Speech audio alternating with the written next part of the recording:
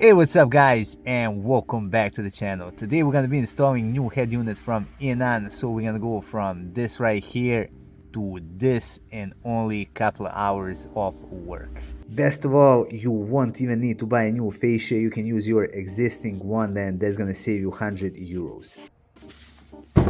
The head unit in question is Eonon SD1X6S. It runs on Android 13. It has a Qualcomm octa-core processor with 6 GB of RAM and 64 GB of storage. So this right here is going to be our head unit. It comes in two separate pieces. So this is going to be our head unit, and this is going to be our screen. I can already tell that is a really quality product. You can see we got a metal bezel right here, and essentially it just plugs into this main piece, which is gonna make the installation quite a bit easier. This right here is gonna be our backup camera.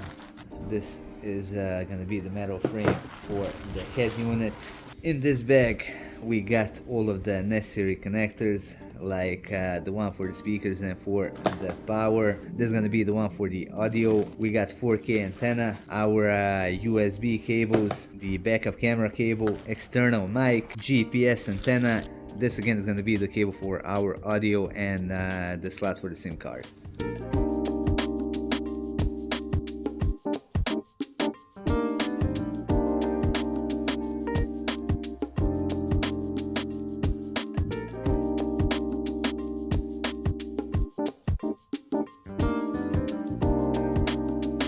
Alright, now it's time to do the wiring. I'm not gonna use CAN bus decoder or anything like that.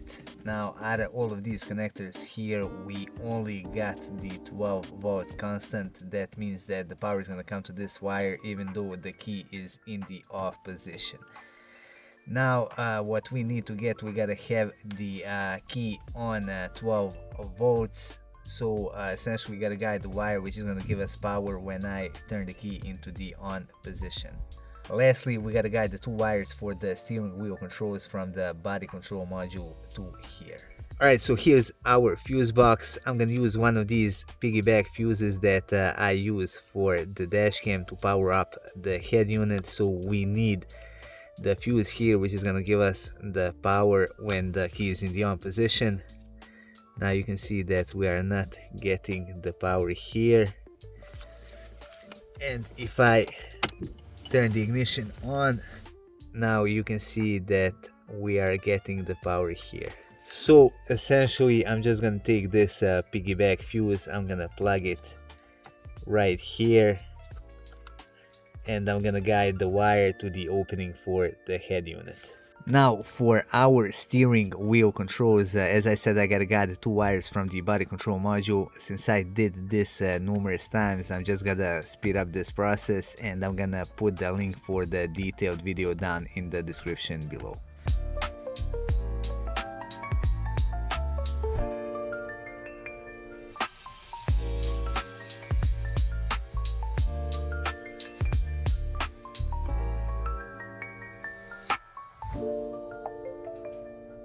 Next, it's time to hook up the camera. Now the process is pretty straightforward. We got these two wires right here. Now this red one is gonna be hooked up to the reverse wire, which is this one right here, while the black one, I'm just gonna hook it up onto the ground on the chassis.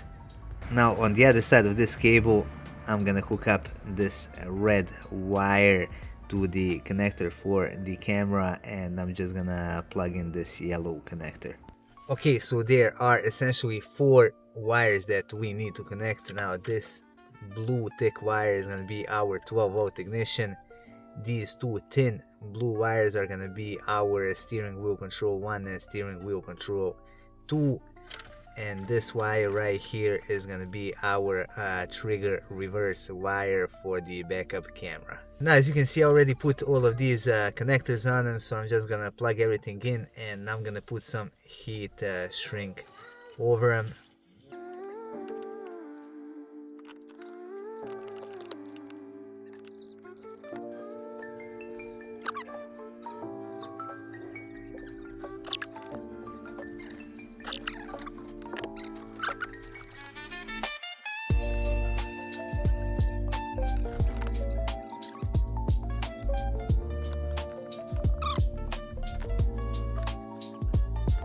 Alright, time to install the camera, so I'm just gonna position it right here on the middle of the bumper, and I'm gonna guide the cables right through the number plate light hole and inside the car.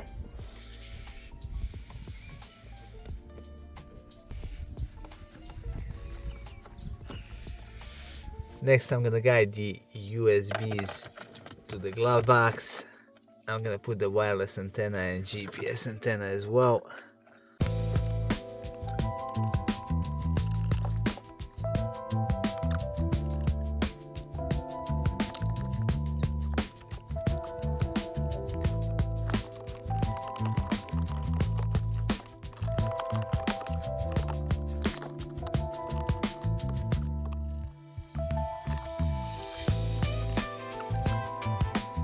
Now you can see right here how the head unit is positioned, so we didn't have to cut or modify anything. However, I'm gonna go a step further and I'm gonna make it a bit better.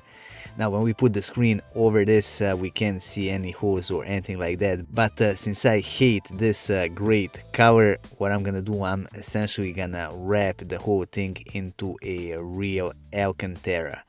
While doing that, I'm also gonna cover these parts right here as much as I can to make it look even better.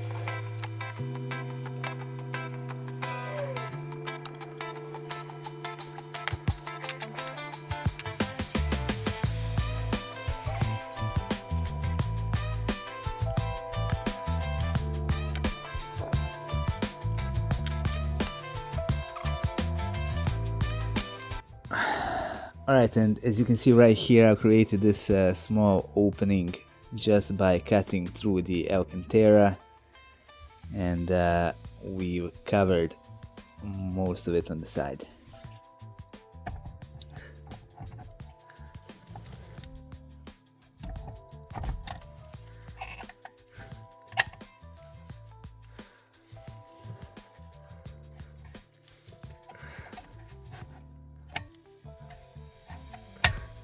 And here's our final result. I gotta admit, I really do like how it came out. Now the screen is quite big at almost 11 inches, but it does fit the interior. I especially like this metal frame of it, and in combination with the Alcantara that I wrapped the original fascia in, I think that it really looks great. I just want to show you how nice this Alcantara came out. Now you can see that I did a pretty good job with it, and the access hole is quite small, and I really like how it came out. Alright, now the first thing that I'm gonna do, I'm gonna set up the steering wheel controls. I'm gonna go to settings, general, and we're gonna go to steering wheel. Now the process is very simple. I'm gonna start with the next song, so I'm gonna hit it right here, previous, this one, source. I'm gonna select home, menu, I'm gonna select mode, volume up, this one down, mute, and the Windows button, which I'm gonna set up for the screen brightness, and I'm just gonna hit save, and that is pretty much it. Now here is the quality of the backup camera. It records in 1080p and the quality is decent. Alright, now let's check out some of the device's features. This is going to be the home screen. We're going to start with the top bar. You can see that we got the hotspot icon, the one for the Bluetooth. This is going to be the USB and very useful thing is that you have a battery voltage. You can see that mine is at 11.9 right now, which is quite bad. Then we got the clock on this side. We got this icon that we can use to turn the screen on and off. If you want to turn it on, just tap on it pretty much anywhere. This is square icon that's gonna open all of the apps which are running. Now to turn them off, just light them up. Now the circle is gonna take you to the home screen, and the arrow is gonna take you back. Now you can slide this top bar down. You can see some of the basic options here as Wi-Fi, Bluetooth. You can restart it, check out the equalizer, hotspot, screensaver, night light settings. You can also adjust the volume and the brightness right from here. We got our icon for the volume. If I hit it, I can adjust the volume right here. We got our settings, phone, music player. We got our now playing section here. We got the maps, Android Auto, and if I hit this, you can see all of the apps which are installed. We also got the home icon, so if I hit it, I go back right here. Now the home section is actually adjustable by themes, so you can't really move widgets or anything like that. At least I didn't see that option. So we got our maps and we got our music player on the far left, but we can also change different themes. If I go to settings and display and brightness, so you can see we got my themes section, and you can choose different ones. So we got 6 of them here. Now this is the one that I like the most, and I've chosen that one. Now, as I said, by hitting this button you can access all of the installed apps, and just as in pretty much any Android device, you can go to the Play Store and install any app that you want. Now here's our radio. Everything is nice and well organized. You can search for the stations by hitting these arrows. If you want to say one, just press and hold one of these tabs. At the bottom we got some adjustments, as you can see, and if you want to change some settings, you can hit the button on the far right, and this is what you get. Let's check out the music player. You can see we got our album art here. This is gonna be our playlist, and again we can access the equalizer from the menu. You can adjust a bunch of stuff here. I'm not really expert on this, but here are some of these options.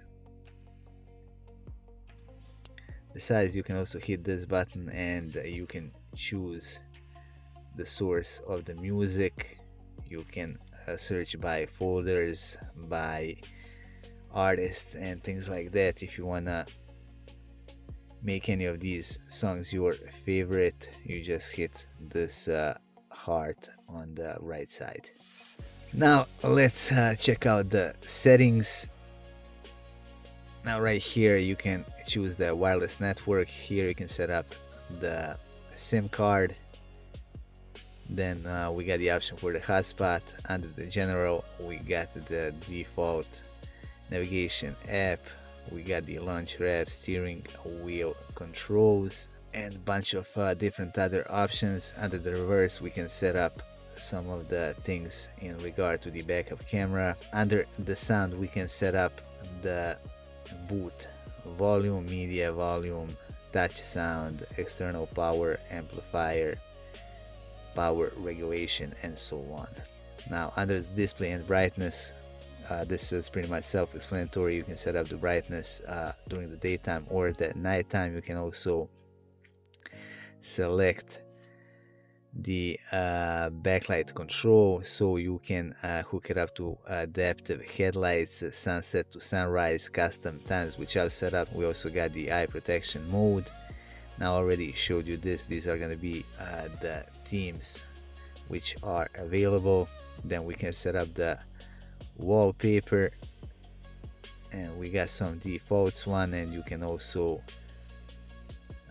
using the USB you can select your own. Here are all of the languages which are supported. As you can see, there are quite a bit of them, and I think that you might be able to install some more. Then we got the factory settings, the canvas settings. This is where you can select your model of the car. Now, since this particular car doesn't really have a need for that, I chose to go the different way. We also got the date and time, which is pretty much self-explanatory. We got the system. You can check out for the system upgrades, restore to factory settings, and things like that. And we got some information about the device. Now, another great thing about this device is that you can even watch Netflix and YouTube on it. As you might have guessed, this device also supports the Apple CarPlay and Android Auto, so this is gonna be the main menu. We got the maps, which take pretty much all of the screen. On the bottom we got some of the main apps, we got our music and the temperature. One thing I have to say is that I really like how they organize this, and to me it appeals more than the design that I've seen on some of the other head units. Now, when it comes to my overall impression of this head unit, I gotta admit it has that premium look. As I said, the main reason for that is this metal frame. It is quite fast, the colors are nice, bright and vibrant, and I gotta say it again, I am pretty impressed considering its price. Anyway, that would be all for this video. I hope you find it interesting and useful. If you did, hit that like button and support our channel by subscribing and by sharing our content with the rest of car enthusiasts.